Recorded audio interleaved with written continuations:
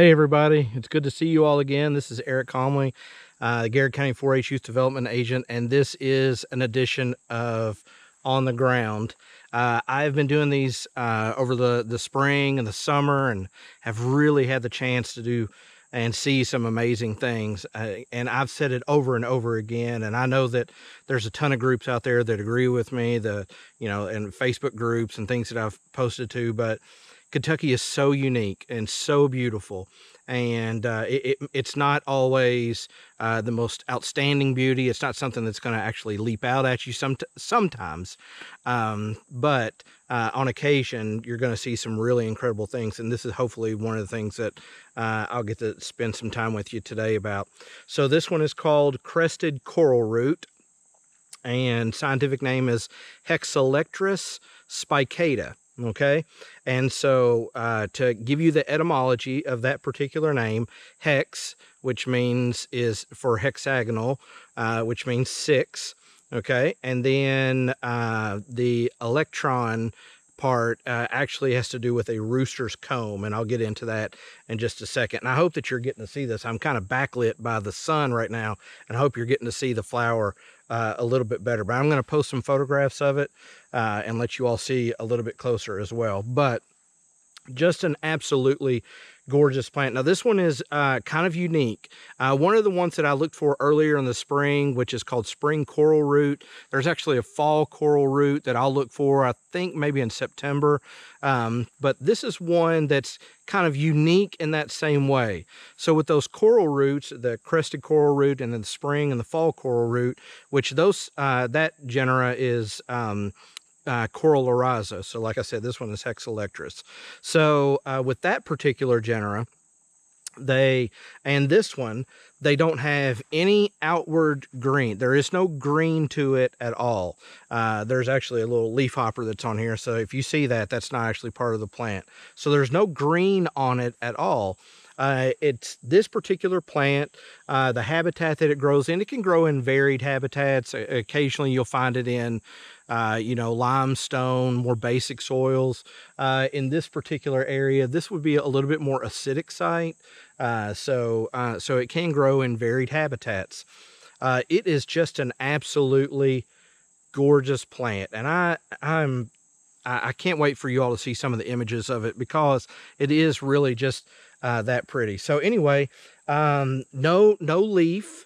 So it's not like the aplectrum, which is that putty root, which has a leaf, and also with tipularia, which is the cranefly orchid, that have a leaf before, leaf dies back, plant grows up.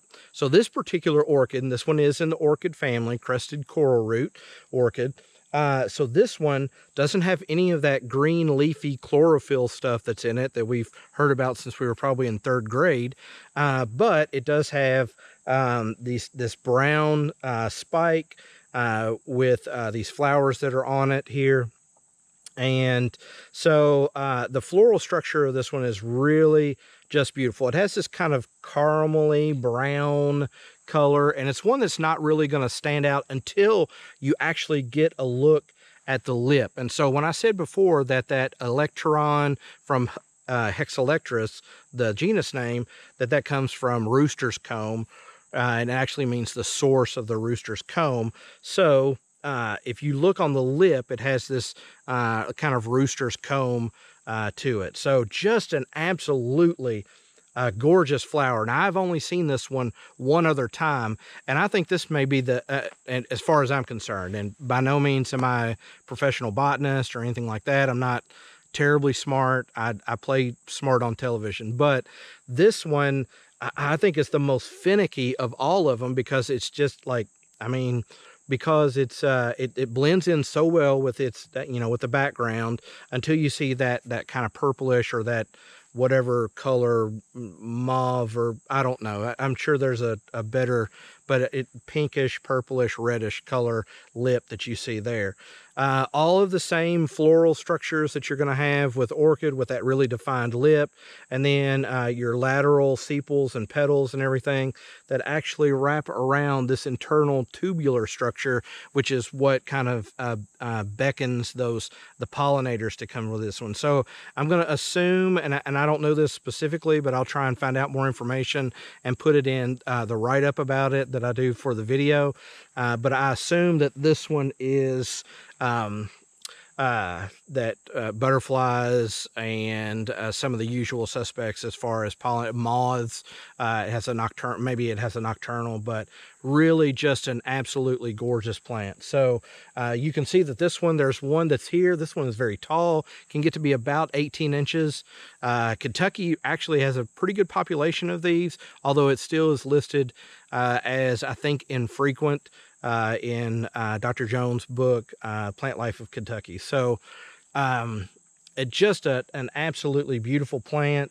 And like I said, it's one that, you know, if you weren't really paying close attention to it, that you may actually just look right over this one and not see it, simply because of that kind of brown color that would blend in with the background.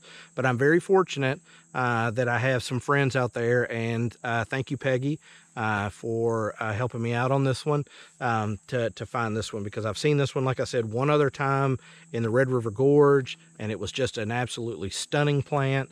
And I've gone back to that spot probably 5 years in a row, and like most orchids, they're fairly finicky. I mean, if it's a dry condition or if it's an overly wet condition, they'll just, you know, they just consciously basically say, I'm not doing it, I'm not growing this year, or I'm not flowering this year. And so, well, you get what you get.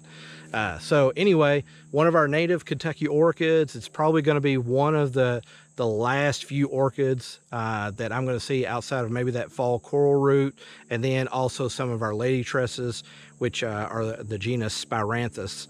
And we'll see a few of those as well. So, and I'll try and keep an eye out for some of those. But anyway, wanted to show you all this plant.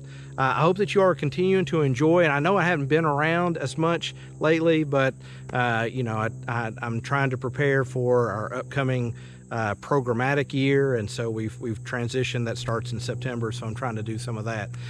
If you ever have any questions about anything that I've said here, please feel free to reach out to me. My email address is eric, eric.comley, COMLEY, @uky.edu. Or you can actually follow me on the Garrard County 4-H Facebook page if you have interest in the videos that I've been putting on here, or if you are just interested in what's going on in 4-H. So if you ever have any questions about 4-H, please feel free to reach out to me as well, or to your local 4-H agent or cooperative extension service.